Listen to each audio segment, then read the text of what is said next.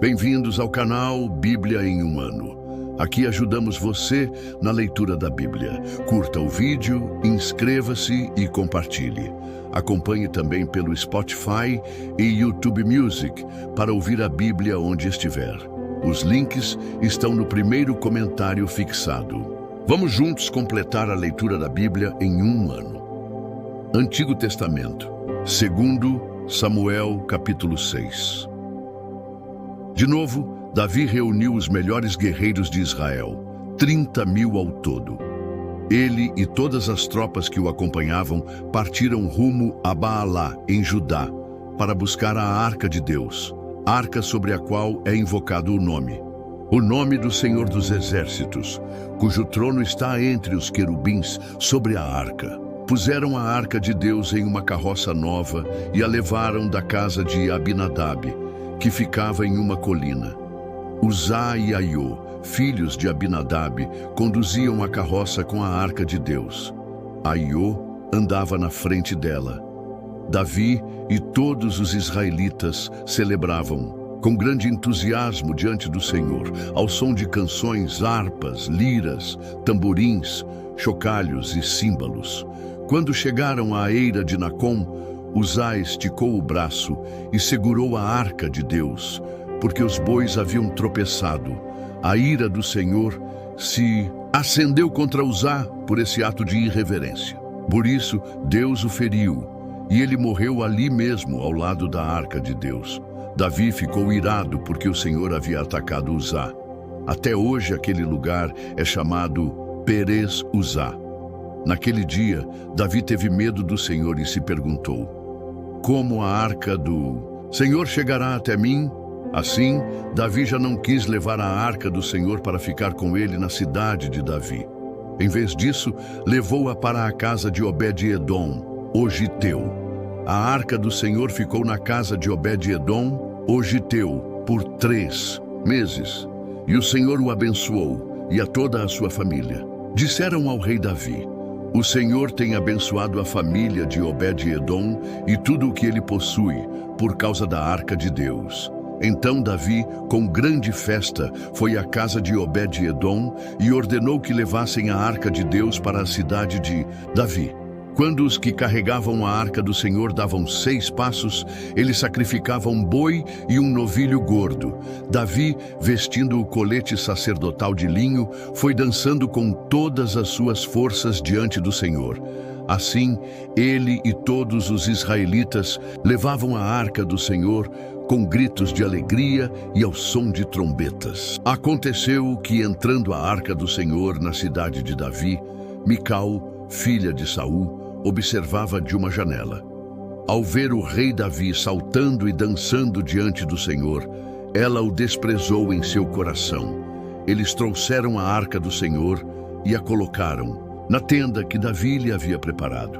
Então Davi ofereceu holocaustos e ofertas de comunhão diante do Senhor. Depois de oferecer os holocaustos e as ofertas de comunhão, Davi abençoou o povo em nome do Senhor dos Exércitos e deu uma rosca, um bolo de tâmaras e um bolo de uvas passas a cada homem e a cada mulher israelita na multidão. Então todo o povo partiu, cada um para a sua casa. Voltando Davi para casa para abençoar a sua família, Mical, filha de Saul, saiu ao seu encontro e lhe disse: como o rei de Israel se destacou hoje, despindo-se sem pudor diante das escravas dos seus servos como um homem vulgar. Davi, porém, disse a Mical: tudo o que fiz foi diante do Senhor, aquele que me escolheu em lugar do seu pai e de toda a casa dele, quando me designou príncipe sobre o povo do Senhor, sobre Israel. Por isso, celebrarei diante do Senhor. Eu me rebaixarei ainda mais e me humilharei aos meus próprios olhos. Contudo, serei honrado por essas escravas que você mencionou. Mical, filha de Saul, jamais teve filhos até o final da sua vida. 2 Samuel, capítulo 7. Quando o rei Davi já morava no seu palácio e o Senhor lhe dera descanso de todos os seus inimigos ao redor, ele disse ao profeta Natã: aqui estou eu, morando em um palácio de cedro, enquanto a arca de Deus permanece em uma simples tenda. Natã respondeu ao rei: faz o que tiveres em mente, pois o Senhor está contigo. Naquela mesma noite, a palavra do Senhor veio a Natã, dizendo: vá dizer ao meu servo Davi que assim diz o Senhor: por acaso você é a pessoa que construirá uma casa para eu morar? Nunca morei em nenhuma casa desde o dia em que tirei os israelitas do Egito até hoje. Mas tenho ido de uma tenda para outra, de um tabernáculo para outro.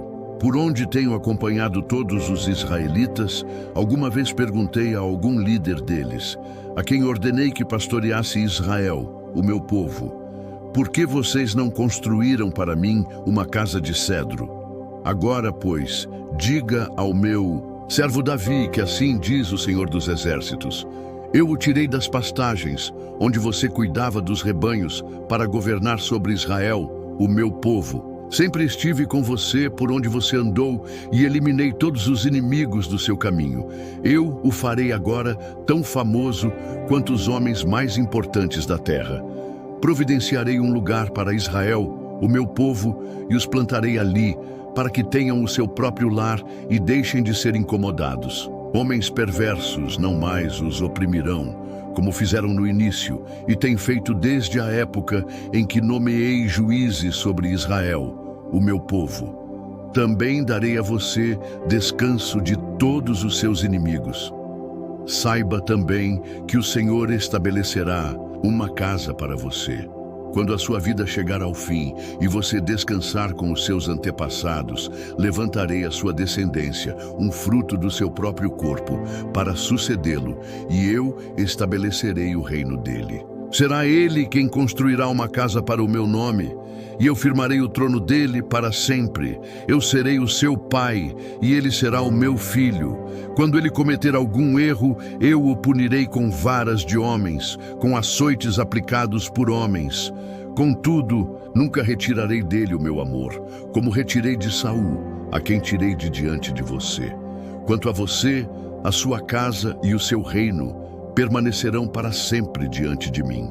O seu trono será estabelecido para sempre.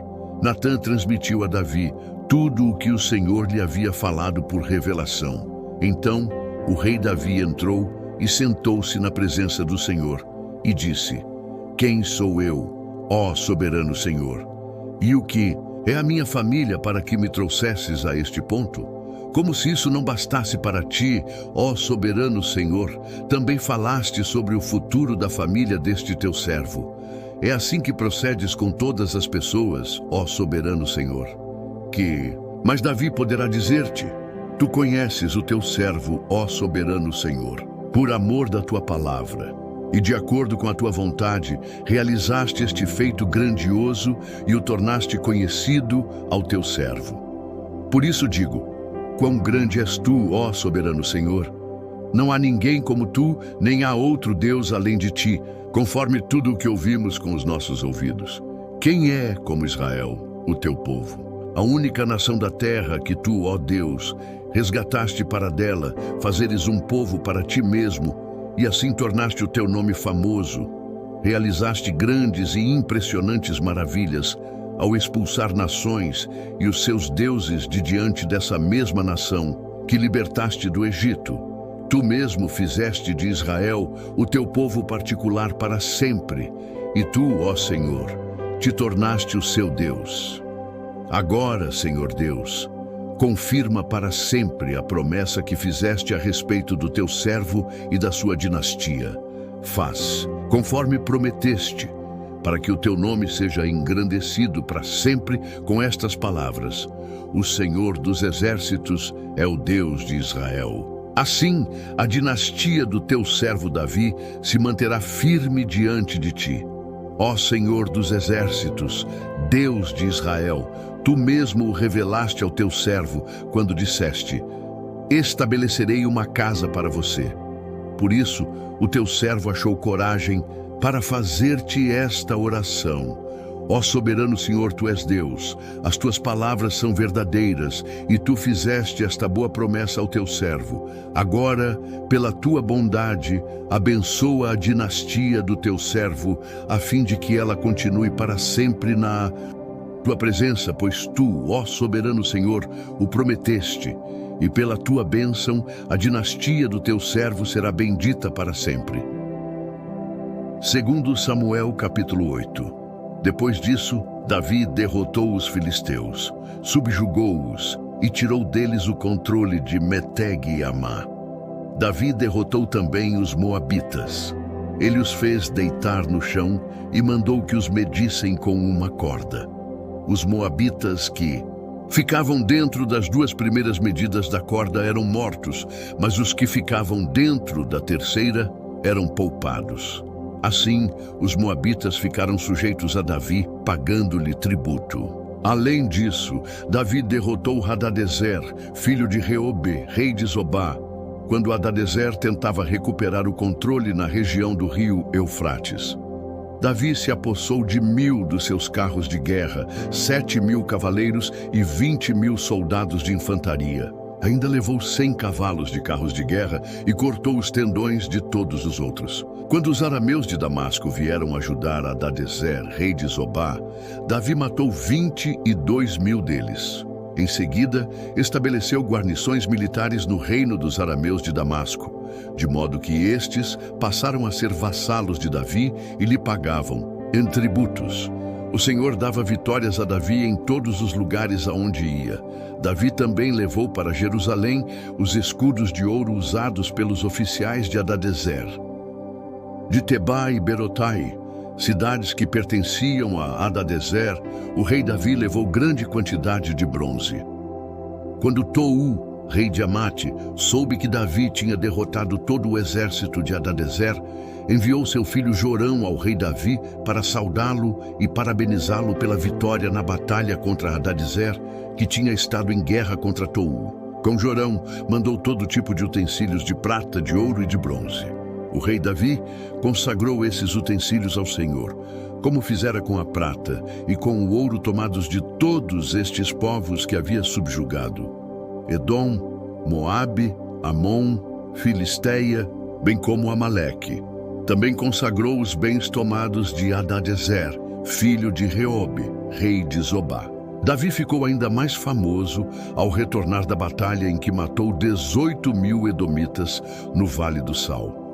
Ele estabeleceu guarnições militares por todo o território de Edom, sujeitando todos os edomitas. O Senhor dava vitórias a Davi em todos os lugares aonde ia.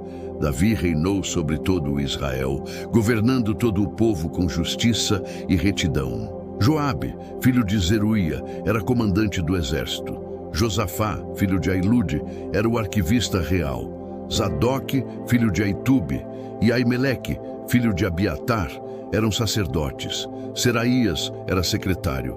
Benaia, filho de Joiada, comandava os queretitas e os peletitas, e os filhos de Davi eram sacerdotes.